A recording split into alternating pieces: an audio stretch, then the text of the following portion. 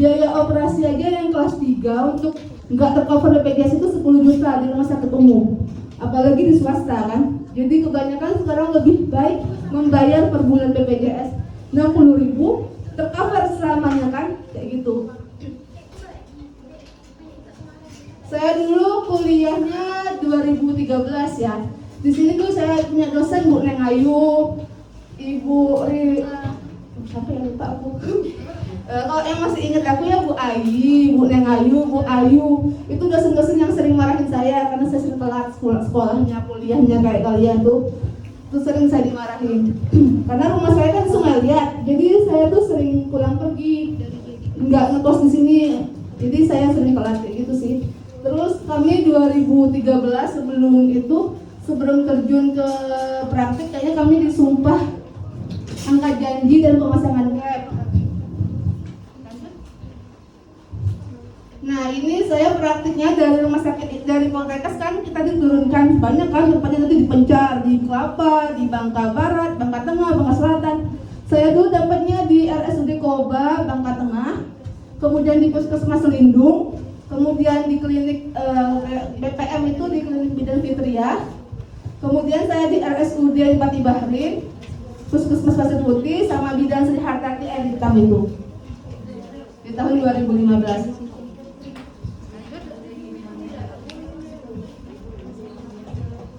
Di tahun 2016 ini yang mau nyusun ya, kayak udah mau selesai kan, di semester akhir mau ngambil kasus kan. Saya dapatnya di RSUD di Pati Hamzah, Pangkal Pinang, puskesmasnya Kelapa, Bangka Barat, sama di BPS Alvia Selindung. Tahu kan di belakang gedung yang nggak kepake itu. Zaman kami dulu di tahun 2013 sampai 2016 Poltekkes nggak punya gedung. Belum kayak kalian punya gedung, punya labor. Kami angkatan 4, angkatan yang benar-benar ya dikontrakan sekolahnya, kuliahnya. Pertama di kontrakan yang dekat lampu merah, yang kuning pokoknya, di pintu gerbang Selindung, Air Hitam itu yang mau keluar ke Pangkal. Nah itu kami ngontraknya di situ kuliahnya. Terus pindah lagi ke gedung sana, pindah lagi setiap tahun pindah gedung kami.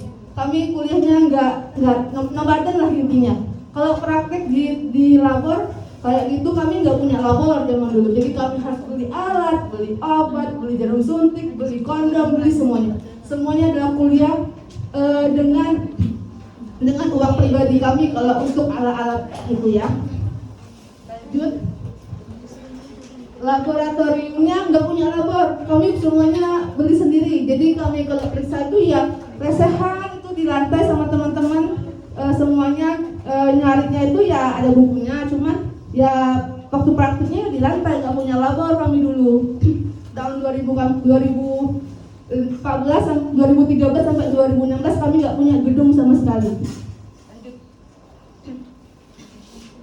Kegiatan kami itu, saya kan HMD kan, dari 2013 sampai 2016 banyak banget. Pertama saya memperingati Hari HIV dan AIDS. Kami ngasih ini, saya mendesain ini untuk dikasih ke teman-teman di pinggir jalan, sambil mempromosikan bahwa ada Poltekkes di Bangka Pinang zaman dulu itu. Banyak banget kegiatannya. Kalau hari ibu ngasih coklat, kalau buat ibu-ibu hamil kayak gitu. Cuman banyak fotonya yang nggak terdokumentasi lagi. Nah, kalau di Poltekkes masih sama nggak sih sama kalian? Setiap tahun ada kuliah pakar, sama kan? Kami dulu setiap tahun kuliah pakar, pokoknya dari tahun 2013, 2014, 2016 tuh kuliah pakar. Kalau kami dulu gedungnya kalau kuliah pakar di LPMP, kami ke sana, kami sewa, kami yang ngurus HMD-nya.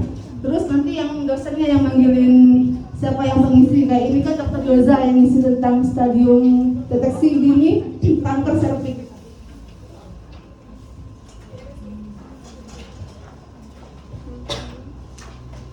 Kemudian kami komunitas di semester 5 kalau nggak salah. Kalau kami komunitasnya, kalau tahun di angkatan kami sebelumnya itu ke Belitung. Kami cuma di Desa Tanjung Gunung, belakang sini, belakang sana. Kurang lebih 1 bulan kayaknya.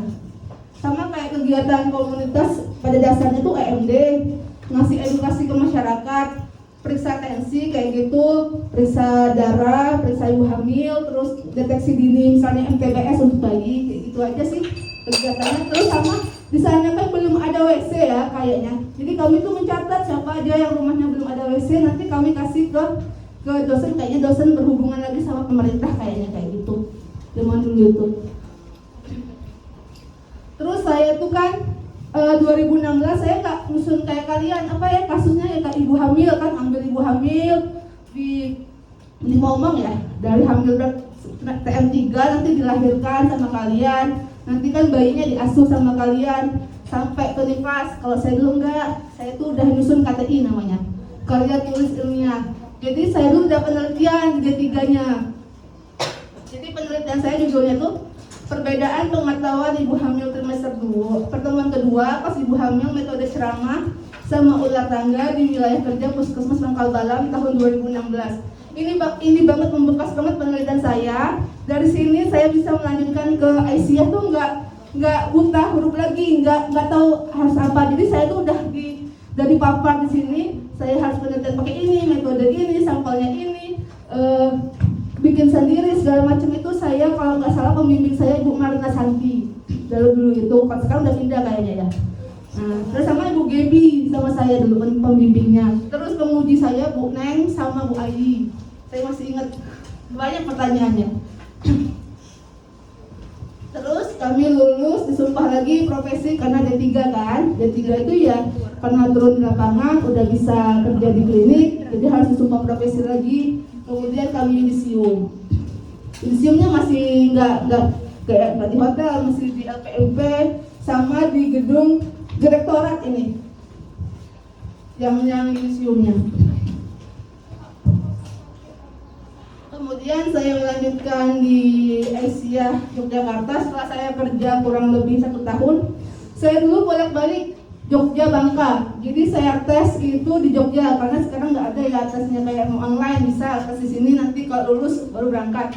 Kalau saya dulu harus ke Jogja, tesnya di sana. Setelah saya tes, saya nunggu sebulan. Kalau saya lulus, saya baru mau berangkat. Itu kalau saya nggak lulus, saya kerja kayak gitu kan. Jadi saya lulus di pengumumannya kalau nggak salah di bulan 5. Di bulan 5 dan di bulan 7 saya udah resign. Kemudian saya prakteknya di Rumah Sakit PKU Bau-Bombong sama di Aisyah itu. Saya kelasnya kelas kecil, kayak gini kan angkatan berapa orang sih? 65. Kami dulu di Aisyah itu satu angkatan kalau nggak salah itu satu kelas itu 60 orang. Cuma 60 orang itu dibagi kelas kecil lagi 10 orang. Jadi belajarnya 10. Nanti pisah, kecuali kita gabung cuma kelas besar. Kelas besar itu kayak materi ibu, misalnya dosen menjelaskan tentang cash flow, baru kita masuk semua. Tapi kalau praktik ANC, praktik melahirkan itu 10 orang, satu kelas itu 10 orang itu belajar sama-sama, 10 orang itu harus mencoba semuanya. Kayak gitu kalau di Aisyah itu. Jadi di Aisyah itu kita belajarnya satu dosen megang 10 mahasiswa. Seperti itu. Jadi kita tuh tertangani. Jadi kita nggak tahu dari konteks itu, hanya aja ke sana nanti dia bisa menjelaskan secara detail. Tapi ya lumayan capek kuliahnya karena 1 tahun saya kuliahnya dari jam 6 pagi sampai jam 7 malam. Itu tergantung kalian bisa ngejar dosennya atau enggak. Nyusunnya itu udah di semester awal. Kayak gitu. Jadi saya itu ya sambil kuliah D4 itu saya udah nyusun di awal. Saya kan udah pernah penelitian di sini. Saya tuh udah tahu saya ancang-ancangnya mau ambil apa. Udah tahu. Jadi pas saya ancang-ancang mau ambil penelitian, saya itu sambil ikut tes lagi S2-nya. Jadi belum kelar saya S1 saya udah ikut tes S2 lagi di Poltekkes Semarang di bulan, kalau nggak salah di bulan Januari. Itu saya belum selesai S1 saya udah lulus, udah ikut TOEFL di Semarang, udah ikut tes di S2 Poltekkes. Jadi saya tuh nyusun sambil lari-larian Jogja Semarang, Semarang Jogja kayak gitu dulu. Naik bus. Jadi saya ujian skripsi itu genting banget. Kalau nggak salah itu kalau sudah bulan 9, bulan 5 udah harus ujian skripsi. Saya itu bulan 5 itu udah kelar bulan 3 saya udah kelar penelitian. Sedangkan dosen saya ini killer banget. Dia tuh namanya Bu Sulis. Luar biasa, saya bimbingan 40 kali bimbingan. Bayangin aja, S1 40 kali bimbingan. Saya harus ngejar dia ke McD atau ngejar dia ke Semarang, dia kuliah lagi S3 kan di Undip. Jadi saya harus ngejar dia, saya harus selesai. Karena kalau nggak selesai, saya udah bayar SPP saya di Semarang kan lumayan. Jadi saya harus lari-larian Untung beliau tuh ngerti banget, jadi saya pas udah di Semarang juga saya masih bolak-balik kuliahnya tuh. Saya soalnya wisudanya di bulan 9 atau bulan 10, sedangkan Poltekkes kan kuliahnya kayak sekarang kan Juli udah mulai. Jadi saya sambil itu lari-larian setiap minggu Jogja Semarangnya. Terus saya di Poltekkes Semarang banyak banget ilmunya karena saya itu benar-benar diterjunkan di lapangan kurang lebih 5 bulan.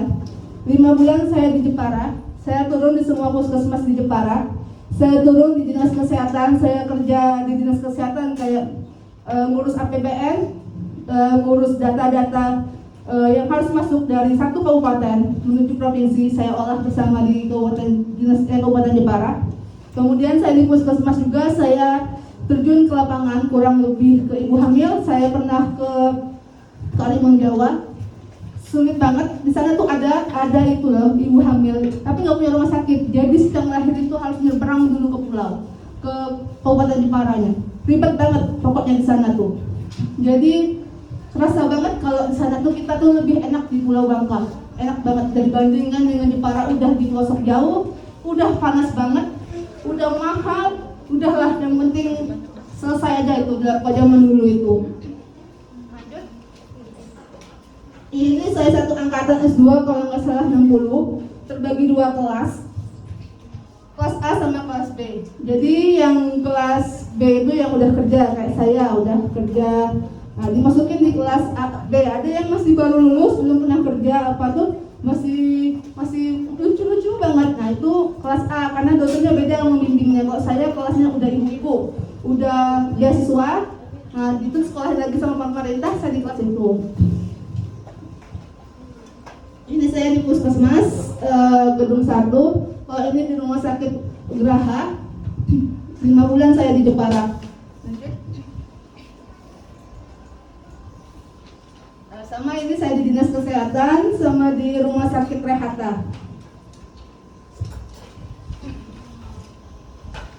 Saya kan 2019 kalau nggak salah, sebelum COVID itu 2020 awal. Kami udah turun praktek duluan 5 bulan. Jadi saya udah pulang dari Thailand, mendapatkan ilmu di Thailand, baru kami bisa turun ke lapangan. Pijit-pijit bayi, pijit-pijit ibu hamil, karena saya kan terapan kebidanan. Jadi saya bukannya MCAP-nya yang teorinya aja, tapi saya juga ke pelayanan juga. Lanjut, ini kayak praktik biasa aja. Saya dulu asisten dosen di S2-nya. Saya ikut penelitian dosen, kayak gini ibu hamil. Saya ikut pelatihan dosen di sana. Di sana kalau kalian dekat sama dosen, belajarlah ilmu dosen itu banyak banget. Mereka tuh baik banget profesor, menghargai kita banget. Walaupun saya dulu masih umur 23 ya kali saya baru masuk kuliah itu 23, masih dibilang kamu nih kayak